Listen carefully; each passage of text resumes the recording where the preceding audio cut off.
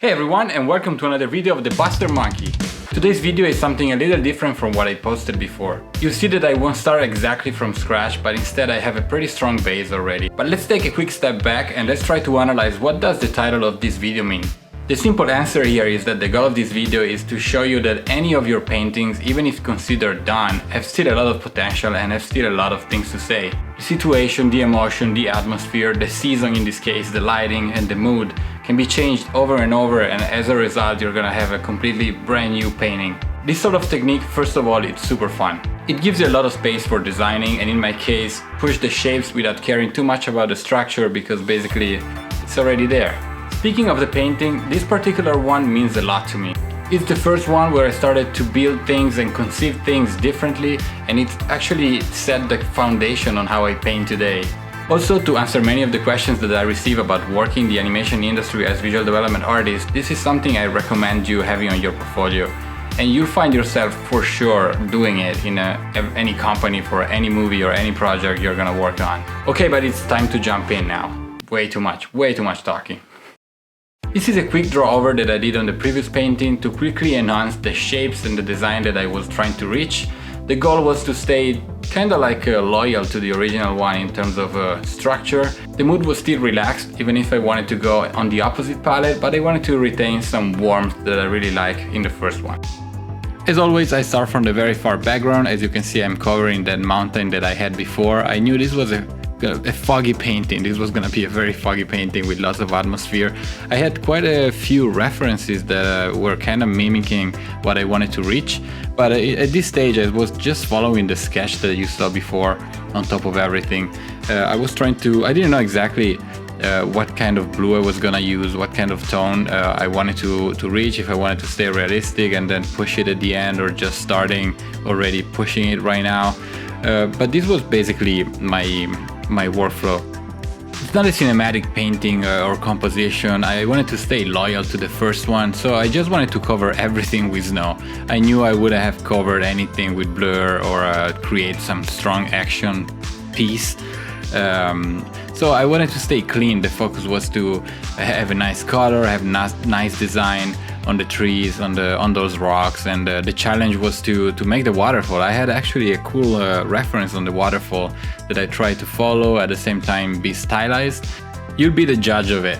But I'm on the main tree right now, and this was actually coming from the background where there was no detail. This was actually the first challenge in terms of how much detail I want to put in this painting, because the detail that I would put in this tree would actually affect the detail that I was gonna put in the foreground. So I had to be careful not to go crazy, otherwise the foreground would have been even crazier. I think I found a good balance here between that detail and still different from the background, but it's gonna be even different from the foreground. The main goal here was to stay simple, at the same time believable, and again in tune with the old painting.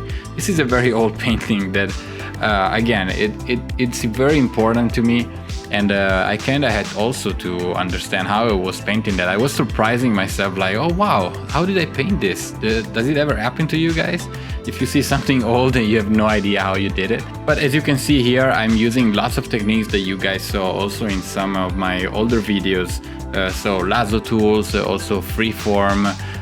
But the key of this painting that made me very proud when I did it the first time was that there's not actually a big amount of layers. Like there's the big stripes in the middle, the waterfall, the trees, and the mountain in the back. And everything inside is actually painting in the big shape of the layers.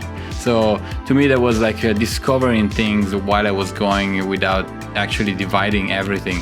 Nowadays I think I tend to divide things more just because I want to have more control, and because of working you get used to that kind of workflow, because you need to be able to change things pretty fast, so you want to have things separate. But this was actually just turn off your brain and just paint. And that's what I tried to do again with this snowy, icy version, whatever you want to call it. Here comes the first big decision of the painting about lighting, where I decided to have that sharp line of blue going darker from that sharp light that I have kind of in the middle of it, where I'm gonna put the characters actually. But I had no idea at this point about the characters. But the idea and the choice of going darker from there to the foreground basically, or again, I just wanted to have a brighter point over the whole painting.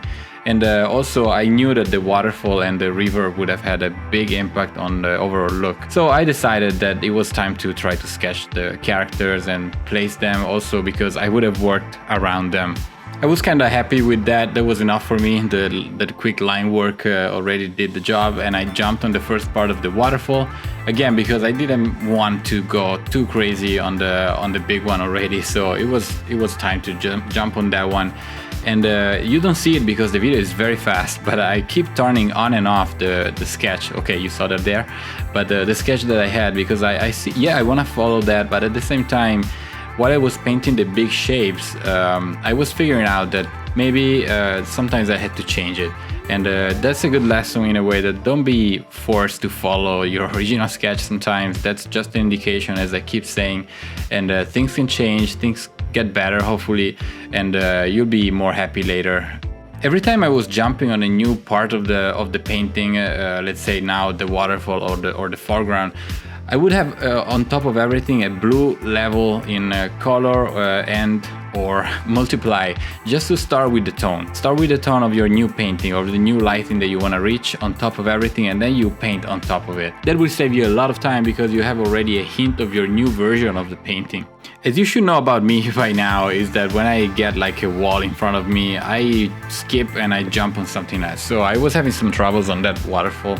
I wasn't that happy immediately, so I jumped on the right side of it, trying to solve some more problems and covering some dark areas, knowing that I would have jumped back on the waterfall later on. And so I just jumped on the foreground, why not, right? I was adding some reflections, and this was actually very fast because I knew that this was not about detail, it was just about staying simple, and the detail would have been around the characters right now that we have them. And at the same time, I wanted to have some fun with that water, so I kind of spent a little extra time on rendering it. And then I would jump back on the waterfall because I realized that now that I have the foreground, what I wanted from it, what kind of color, what kind of value. Having some fun also in the water, adding some bubbles, frozen bubbles underneath it. I don't know if you guys saw some cool photos about it. It's a super cool phenomenon. You also saw me create like a quick perspective grid to make the river even more solid than the original one. That's the cool thing. I also, you know, you can make it better. You can see some mistake if you work on a very old painting like this one. We're heading towards the end, and the next thing were the characters. I just had as a goal to make them pop somehow. He's pointing at something, so you can tell me what he's pointing at, guys, in the comments below. He's looking at it with his binoculars, and I just wanted to make them pop. They are simple.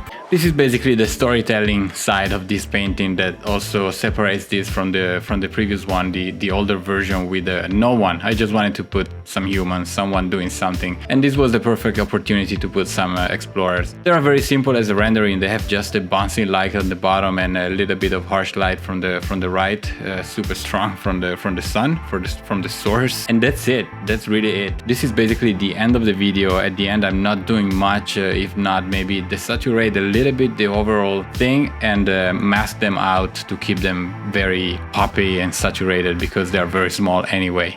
Those flowers in the foreground are just covered by snow. They didn't have time to close themselves, so well, this is maybe not correct, but who cares, right? They're purple, they match with her dress, and that's what matters.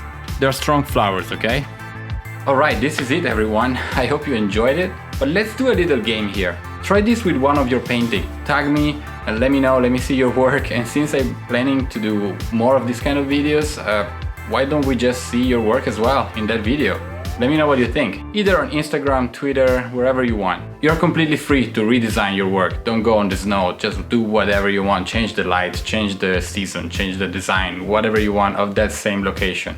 As always, consider subscribe if you like what I do. Follow me on Instagram, Twitter and Tumblr. Check out my prints on ArtStation on a link here below in the description. Thanks as always for the amazing support, and I see you guys in the next video. Bye bye!